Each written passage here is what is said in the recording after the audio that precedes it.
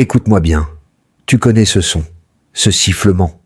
Ou peut-être que c'est pas vraiment un sifflement. Peut-être que c'est plus une espèce de vibration sourde, quelque part entre le bourdonnement d'un réfrigérateur et le bruit que fait la télé quand elle est allumée dans la pièce d'à côté. Difficile à décrire, n'est-ce pas? Difficile à localiser, mais clairement là. Et le plus bizarre dans tout ça, c'est quand ça arrive. Pas dans le bruit. Non, ça arrive le soir. Quand tout le monde s'est tu, quand tu poses finalement la tête sur l'oreiller, quand tu attends de glisser vers le sommeil, et là, il débarque. Le son, tranquillement installé, comme s'il avait attendu que tu sois seul pour se manifester. Tu t'es dit que c'était la fatigue, le boulot, le stress. Tu t'es dit, ça va passer. Mais malheureusement, ça n'a pas passé. Et aujourd'hui, tu es là, à regarder cette vidéo, parce qu'une partie de toi se demande si c'est vraiment juste le stress, ou si c'est autre chose. Est-ce que ton corps essaie de te dire quelque chose? Est-ce que tu as raté un signal quelque part? Je vais te répondre, oui, probablement. Mais pas de panique. Respire. Ce que je vais te montrer aujourd'hui, c'est une carte.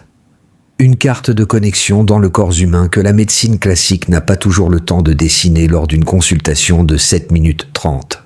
Et au centre de cette carte, il y a 2 organes que personne ne regarde jamais assez tôt. Et je suis sûr que tu te demandes de quoi il s'agit. Suspense. Les reins. La machine silencieuse. Et pourquoi tout le monde s'en fout? À tort. Bon, j'ai une question pour toi. La dernière fois que tu t'es inquiété pour tes reins, c'était quand? Soyons honnêtes. On pense à son foie quand on boit trop. On pense à son cœur quand on monte un escalier en soufflant. On pense à ses poumons quand on tousse. Mais les reins, c'est un peu les personnages secondaires du film. Toujours là, toujours utiles, mais personne ne parle d'eux dans la bande-annonce. Et pourtant, ferme les yeux une seconde. Enfin, pas vraiment, t'as besoin de voir l'écran. Mais imagine 2 petits organes en forme de haricot, chacun à peu près de la taille d'un poing serré, logés dans le bas du dos, de chaque côté de la colonne. Discret, compact, et absolument incroyable de chez incroyable. Chaque jour, tes reins filtrent environ 190 litres de sang. 190 litres. J'ai relu ce chiffre plusieurs fois quand je l'ai vu pour la première fois, parce que je trouvais ça impossible. C'est l'équivalent de plus d'1 tonne de liquide filtré en 24 heures, pour 2 organes qui tiennent dans tes 2 mains.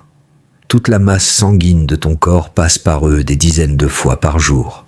Ils capturent l'urée, la créatinine, les acides uriques, le potassium en excès, et gardent ce qui est précieux, les minéraux utiles, le glucose, l'eau nécessaire. Mais voilà ce que la plupart des gens ne savent pas. Et c'est là que ça devient vraiment intéressant. Les reins ne font pas que filtrer. Ils fabriquent aussi des hormones. 3 en particulier qui vont nous concerner directement ce soir. La première, c'est la rénine. Et la rénine, c'est le chef d'orchestre de ta pression artérielle. Quand ta pression baisse, les reins envoient de la rénine, qui déclenche une cascade hormonale, le fameux système rénine-angiotensine-aldostérone, pour remonter le niveau. Quand ce mécanisme fonctionne bien, tu as une tension stable. Quand il se dérègle, la pression grimpe, et elle grimpe en silence, complètement sans bruit, sans signe avant-coureur, pendant des mois, parfois des années. La deuxième hormone, c'est l'érythropoïétine, l'EPO. Oui, celle-là même que certains cyclistes professionnels injectaient en cachette pour améliorer leur performance. L'idée, c'était simple et terriblement efficace. Plus d'EPO, plus de globules rouges, plus d'oxygène dans les muscles, plus d'endurance, illégal, dangereux.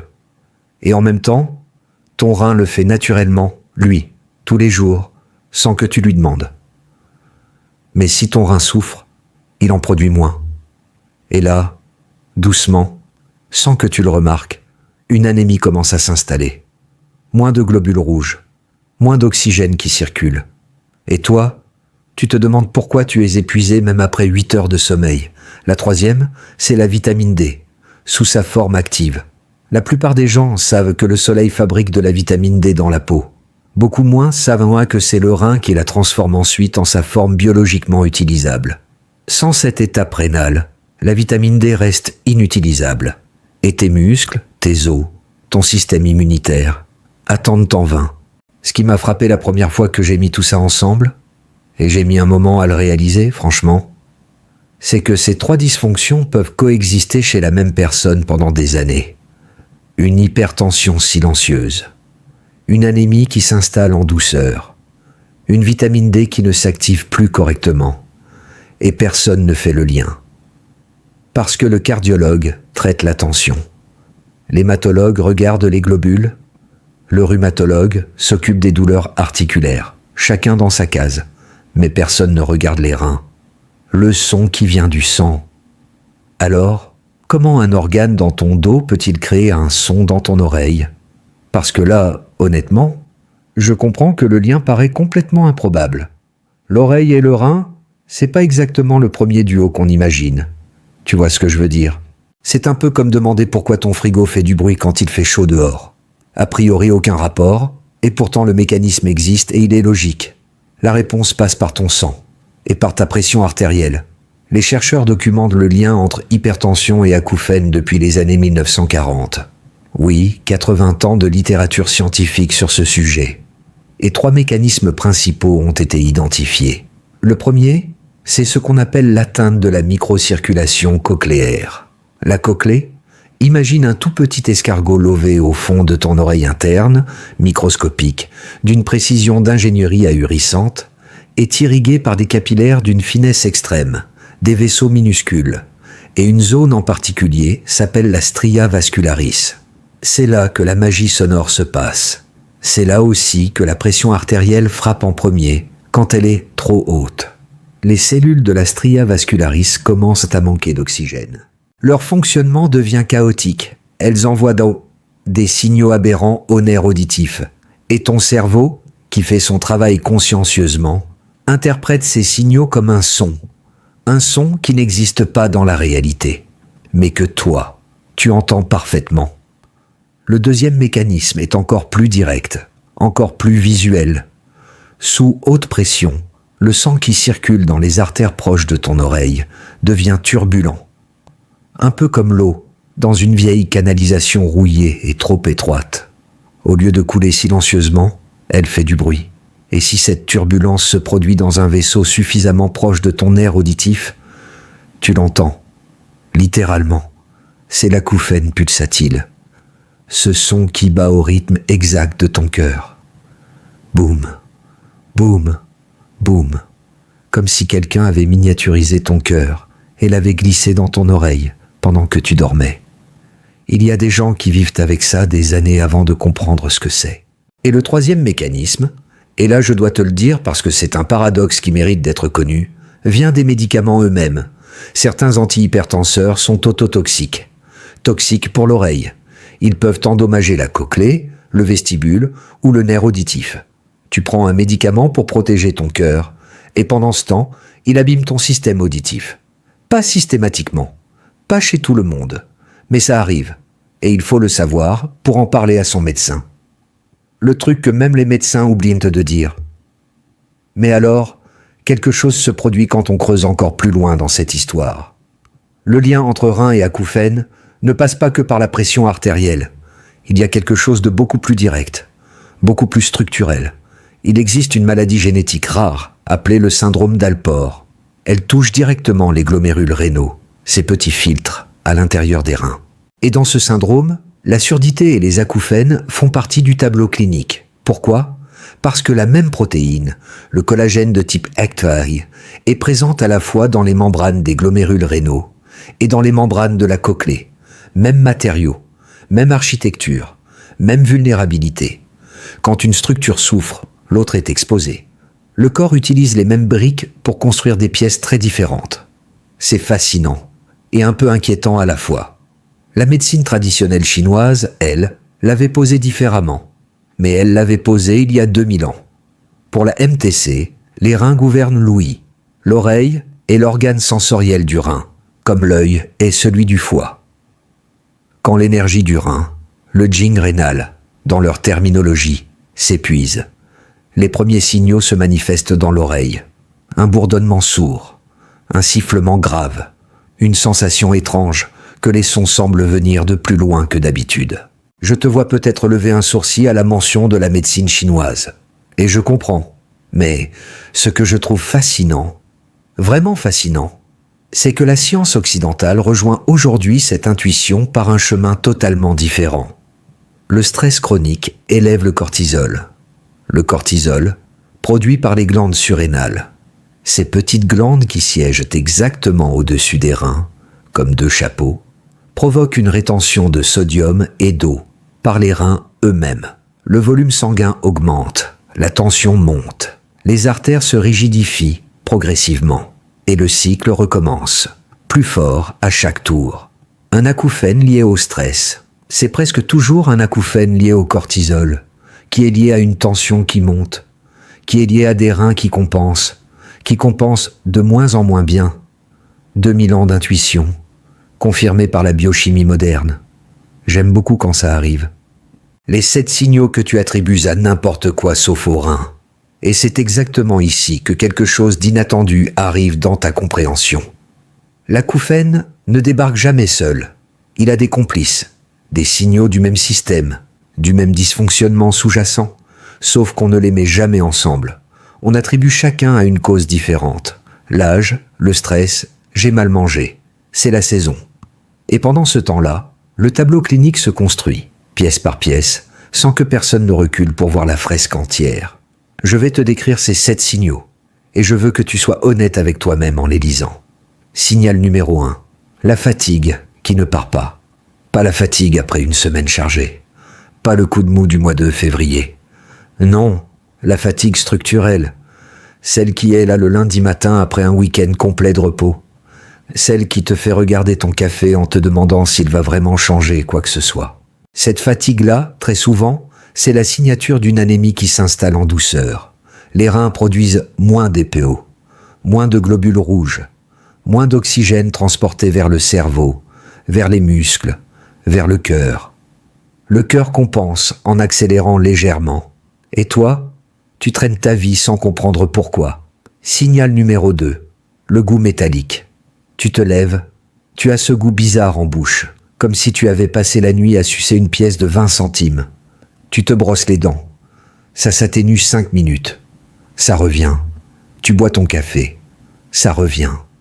Tu te demandes si t'as mangé quelque chose de bizarre hier soir. Probablement pas. Ce goût métallique, les médecins l'appellent dysgeusie, c'est une accumulation d'urée dans le sang. Quand les reins filtrent moins bien, les déchets azotés qui auraient dû finir dans les toilettes restent dans la circulation sanguine. L'urée se transforme en ammoniac dans la salive. Et tes papilles gustatives, qui sont des capteurs chimiques très précis, enregistrent ce signal. C'est désagréable, mais c'est informatif. Signal numéro 3. L'haleine ammoniaquée, dans le prolongement direct du précédent. Mais cette fois, ce n'est plus juste toi qui le perçois. Parfois, ce sont les proches qui le remarquent en premier. Ce changement dans l'haleine, cette odeur légèrement âcre qui résiste au brossage, au bain de bouche, aux bonbons à la menthe. Ce n'est pas un problème dentaire. Ce n'est pas que t'as mangé des oignons.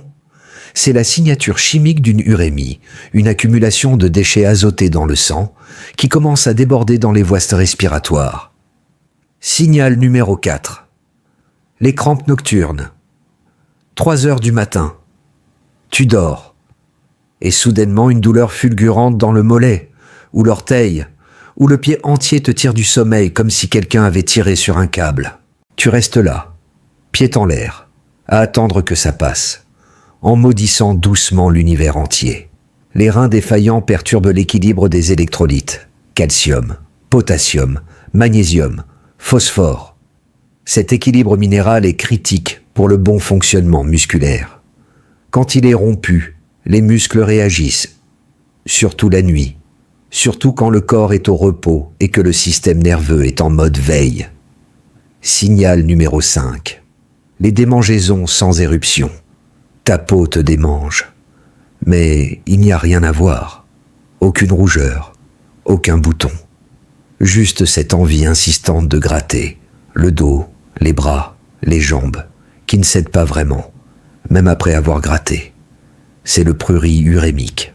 Les déchets que les reins n'éliminent plus s'accumulent dans les capillaires cutanés et irritent les terminaisons nerveuses sous la peau. Les gens qui vivent avec ça le décrivent parfois comme une irritation qui vient de l'intérieur. Parce que c'est exactement ça. Signal numéro 6. Les œdèmes discrets. Tes chevilles qui gonflent légèrement le soir. Tes paupières un peu bouffies au réveil. Tes bagues qui serrent plus qu'avant. Pas parce que tu as grossi, mais parce que tu retiens de l'eau. Les reins sains régulent en permanence l'équilibre hydrique du corps, éliminant l'eau et le sel en excès. Quand ils fonctionnent moins bien, ce sel et cette eau restent. Et l'eau suit le sel comme un chien suit son maître. Signal numéro 7. La tension qui monte en silence. Celui-là est le plus sournois. L'hypertension, dans la grande majorité des cas, ne fait aucun bruit. Pas de mal de tête, pas de vertige, pas de saignement de nez spectaculaire comme dans les films. Rien. Elle s'installe, elle monte, elle reste haute, et elle abîme, silencieusement et méthodiquement, les vaisseaux du cœur, du cerveau, des reins et de l'oreille interne. Elle est découverte, souvent, par hasard, une visite de routine, un contrôle avant une opération bénigne. Un appareil en pharmacie utilisé par curiosité, et parfois, elle n'est jamais découverte, jusqu'au jour où elle parle très, très fort, d'un AVC, d'un infarctus, d'une crise rénale aiguë, le cercle vicieux. Ou, pourquoi ton stress t'abîme les oreilles? Quand j'ai mis bout à bout ces connexions pour la première fois, stress, cortisol, reins, tension, cochlée, acouphènes, j'ai eu ce moment un peu bizarre où on se dit « mais pourquoi personne ne parle de ça ?» C'est un enchaînement d'une logique implacable et d'une cruauté assez remarquable aussi parce que chaque maillon renforce le suivant. Le stress déclenche le cortisol pousse les reins à retenir le sodium, la tension monte, la tension altère la microcirculation de l'oreille interne, l'acouphène s'installe, l'acouphène génère de l'anxiété parce que c'est perturbant, ce bruit permanent dans la tête, et la nuit s'épire. L'anxiété génère du stress. Et le cycle repart pour un tour, un peu plus serré, un peu plus profond. Et pendant ce temps, les reins, qui compensent en permanence sans se plaindre, commencent à s'épuiser progressivement. Leur débit de filtration baisse. Pas dramatiquement d'un coup, graduellement. Un médecin mesure ça avec ce qu'on appelle le débit de filtration glomérulaire, le DFG. Un rein en pleine santé filtre autour de 100 ml de sang par minute. En dessous de 60, pendant plus de 3 mois, on est officiellement dans la maladie rénale chronique. En dessous de 15, c'est la dialyse. Mais voici ce que je veux que tu retiennes vraiment de ce passage. La maladie rénale chronique est asymptomatique jusqu'à ce que les reins aient perdu plus de 60% de leur fonction. 60%. Tu peux perdre plus de la moitié de tes reins et te sentir globalement bien, juste un peu fatigué, juste un peu crampe, juste un goût bizarre le matin, juste ce sifflement le soir, juste. Ce détail est constamment oublié et il change absolument tout à la manière dont on doit lire ces petits signaux. Voilà ce que tu peux faire. Concrètement, maintenant, je ne suis pas là pour te faire angoisser, vraiment pas. Mais je ne suis pas là non plus pour t'endormir avec des généralités douces et des infographies pastel sur l'hydratation. Si tu te reconnais dans plusieurs des signaux que j'ai décrits ce soir, acouphène persistant, fatigue inexpliquée, goût métallique au réveil, crampes nocturnes, légère sensation d'être gonflé le matin, la première chose à faire est simple, rapide, peu chère, et elle peut changer le cours des choses. Un bilan sanguin, mais un bilan ciblé. Demande à ton médecin, explicitement parce que ça n'est pas systématiquement prescrit, un dosage de la créatinine plasmatique et un calcul du DFG. C'est le marqueur rénal de base. Demande aussi une analyse d'urine avec recherche de protéinurie. Des protéines dans les urines, c'est l'un des tout premiers signes que les glomérules souffrent, avant même que la créatinine ne bouge. Et si tu veux vraiment avoir une image précise de ta tension sur 24 heures, pas juste les 2 minutes dans le cabinet médical, demande une MAPA, une mesure ambulatoire de la pression artérielle. Ça te donne ce qui se passe réellement dans ton corps la nuit, quand tu dors, quand personne ne surveille. Ces examens ne coûtent presque rien. Ils peuvent changer le cours de ta vie. Côté hygiène de vie, et je vais t'épargner le cours magistral rébarbatif, mais je veux te donner les raisons mécaniques précises derrière chaque conseil, parce que comprendre pourquoi, c'est ce qui fait qu'on applique vraiment. Réduire le sel, c'est concrètement permettre à tes reins de ne pas retenir d'eau en excès, ce qui stabilise le volume sanguin et donc la pression. Boire suffisamment d'eau, pas des sodas, pas des jus industriels pleins de fructose, c'est fluidifier le travail de filtration des glomérules. Réduire les anti-inflammatoires en automédication, ibuprofène, kétoprofène, c'est protéger directement tes reins, parce que ces molécules sont néphrotoxiques à long terme. Elles réduisent le flux sanguin rénal. Et ça, la plupart des gens ne le savent pas. Tu achètes un Doliprane pour un mal de tête, et personne ne te dit qu'en prendre trop souvent, c'est charger lentement, mais sûrement tes reins. Et gérer le stress, avec de vraies pratiques, pas avec pense positif. Cohérence cardiaque, sommeil régulier, activité physique douce et constante, c'est baisser le cortisol circulant, alléger la charge sur le système rénine-angiotensine et baisser indirectement la pression dans tes oreilles. Ce que tu emportes ce soir, je vais te parler franchement, sans formule, sans arrondir les angles. Ce sifflement dans tes oreilles, ce n'est pas le stress de la vie moderne, qu'on devrait simplement accepter et gérer avec des bouchons d'oreilles et des applis de méditation. Ton corps n'est pas une machine qui tombe en panne par hasard ou par caprice. Chaque symptôme raconte quelque chose. Chaque signal a une adresse d'expéditeur. Et ce que tes reins, silencieux, discrets, jamais dans la lumière, essaient de te dire à travers ce sifflement, à travers cette fatigue, à travers ce goût bizarre dans la bouche au réveil, c'est qu'ils travaillent trop fort depuis trop longtemps, que le filtre se bouche petit à petit, que la pression monte, que les ressources s'amenuisent. Le vrai problème de notre époque, ce n'est pas un manque de médecins, c'est qu'on a été conditionné à attendre les gros symptômes, la douleur franche, le malaise spectaculaire, le signe impossible à ignorer. Alors, on ignore tout le reste.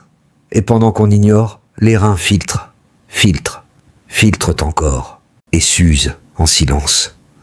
La santé, c'est une conversation permanente entre toi et ton corps. Mais comme toutes les conversations, ça demande qu'on écoute. Vraiment. Pas juste qu'on attende son tour de parler. Écoute les chuchotements, avant qu'ils deviennent des cris. Prends soin de tes reins aujourd'hui, et ils prendront soin de toi demain. Parce que la santé, ce n'est pas l'absence de maladie. C'est l'art d'entendre son corps avant qu'il soit trop tard. Si cette vidéo t'a appris quelque chose, si elle a allumé une petite lumière quelque part, si tu t'es reconnu dans un signal ou deux, alors fais-moi une faveur, une seule. Clique sur le pouce en l'air. Ça prend 3 secondes. Ça ne coûte rien. Mais ça change complètement la portée de ce contenu. Ça permet à l'algorithme de le montrer à quelqu'un qui en a peut-être vraiment besoin ce soir.